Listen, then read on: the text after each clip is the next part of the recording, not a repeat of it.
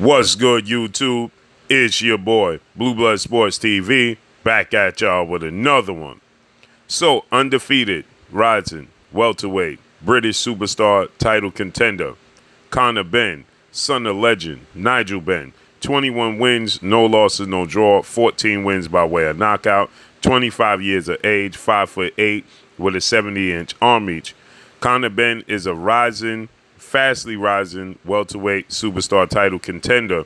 He's coming off of a dominating second-round knockout victory over Chris Van Heerden. That was April of this year. Okay, prior to that, he had a fourth-round dominant knockout victory over Chris Algieri. That was back in December. So he's staying very active, and he's rising. He fought Adrian Granados. He fought Samuel Vargas. He's rising. Well, now suddenly, he signed to Matchroom CEO and promoter Eddie Hearn, and he fights on DAZN. Okay? They're trying to get him to fight the big names. They was calling out 4-division world champion superstar boxer Adrian the Problem Broner. They was calling out 2-division world champion Puerto Rican superstar boxer Danny Swift Garcia. But they haven't called out a name in undefeated, rising welterweight superstar title contender Jaron Boots Ennis. Okay, they refuse to mention the name of Jaron Boots Ennis, who is definitely making a massive name for himself. Okay, Jaron Boots Ennis is in the division. He's 29 wins, no losses, no draw, 27 big wins by way of knockout, 25 years of age, 5'10" with a 74-inch arm reach. Okay, he's coming off of a second-round dominant performance and knockout victory over Custio Clayton. That was in May. Okay, prior to that, it was a first-round knockout victory over Thomas DeLorme. That was in October. Okay, so he's looking to get in there and fight the big names. Yet Eddie Hearn and Conor Benn, they don't make mention of Jaron Boots Ennis as if he don't even exist. Okay, but they'll make names of guys, like Adrian Broner and names of that sort. Well, now Eddie Hearn had resorted to the past. Okay, Eddie Hearn in the past, he had another undefeated IBF welterweight world champion, superstar British boxer and Special K Kell Brook, in which Kell Brook was undefeated. He had big name. He was considered the best or the second best welterweight in the world, behind only former unified welterweight world champion superstar boxer Keith one-time Thurman.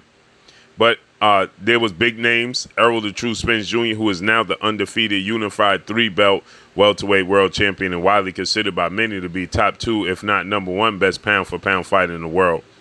But Errol Spence was looking to get his opportunity to fight Kell Brook, a natural welterweight. Well, Eddie Hearn, he decided to go the route of putting Kell Brook in the ring with then undefeated unified middleweight world champion superstar boxer Gennady Triple G Golovkin.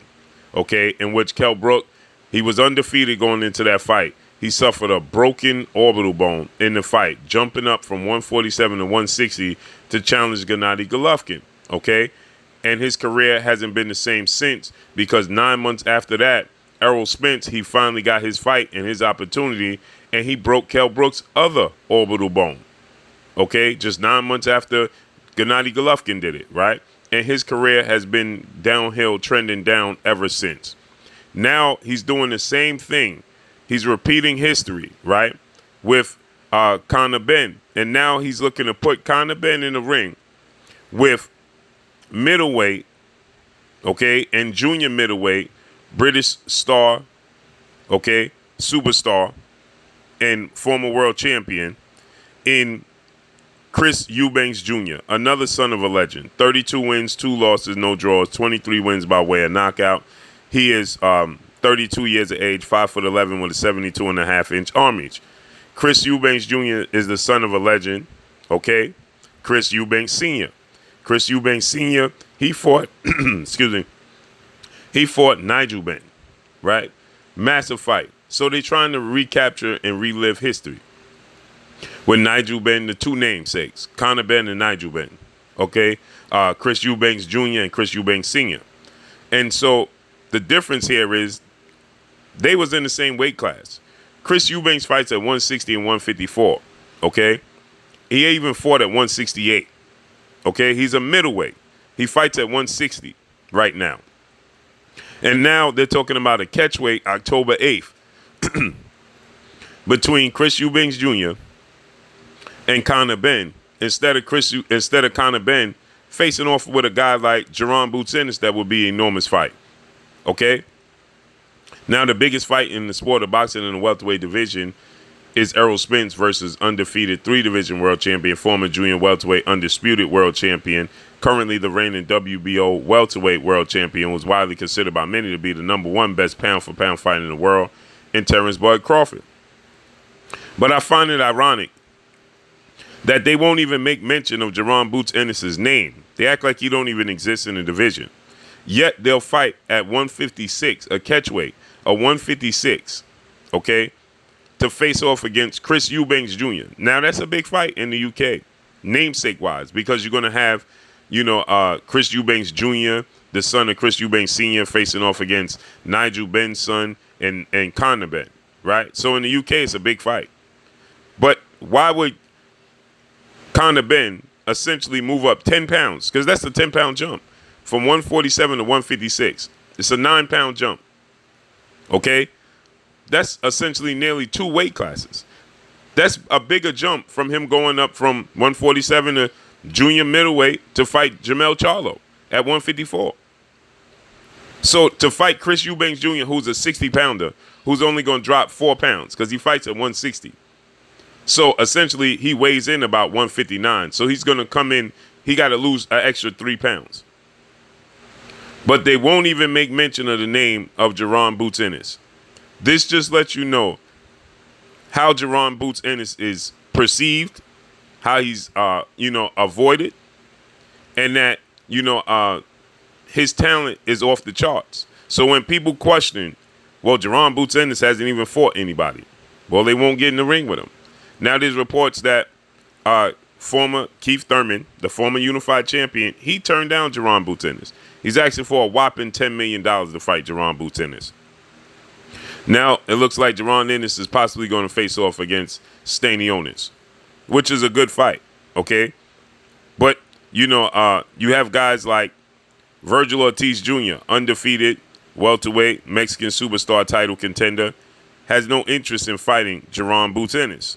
Okay, so with that said, right, looks like Jaron Ennis is going to face off against Stanionis. I love this fight. Okay, and Stanionis, 14 wins, no loss, no draw, 9 wins by way of knockout. 27 years of age, 5'8" with a 68-inch arm reach. He's coming off of an action-packed fight against Butev. That was April 16th on the undercard of Errol Spence, Yordenis Ugas fight. So that's a good fight for Jaron Ennis. Okay. But this is going to derail. This could possibly derail Conor Benn's career. He's going to face a naturally bigger guy, naturally stronger guy, okay? And what is he going to do? He's not fought for a world title. He's never fought for a world title, and obviously he hasn't won a world title. To win a world title, you have to be in a world title fight. So he's, making a name for himself, and now he's going to make this massive jump and fight Chris Eubanks Jr., a middleweight and a super middleweight. Chris Eubanks fought at 168 at one point in time in his career. Now, he said he's not a natural 68-pounder. He came back down to 60. But he's a very, very big guy. So why not make a fight with Jaron Ennis, right? That would be a huge fight. Now, again, like I said, in the UK, Conor Benn's name, Chris Eubanks Jr.'s name, the namesakes, you put the names together, and it makes sense, right? In the UK. But it don't make sense for Conor Benn's career as to why would you have him jump. Eddie Hearn didn't learn his lesson when he had Kell Brook face off against Triple G, and Kell Brook's career was derailed from that point forward. Again, Kell Brook was never the same after he suffered that loss to Triple G, and then immediately lost again to Errol Spence Jr. In the span of a year. His career went downhill completely, okay? So September 2016, he fights Triple G. He's undefeated going into the fight. Gets stopped, breaks his orbital bone in the 5th round. Then he fights Errol Spence in May of 2017. And in the 11th round, he gets stopped and the other orbital bone gets broken. He's never been the same since, okay? And so this is bad news in my opinion. But that's all I got for y'all. Make sure you hit the like button, drop a comment in the comment section. Let me know what y'all think. Follow me on Instagram at Blue Blood Sports TV, all one word. Shout out to the entire LDBC. Y'all already know what it is. It's your... Hi, my name is Heather the Heat Hardy, and you're watching Blue Blood Sports TV.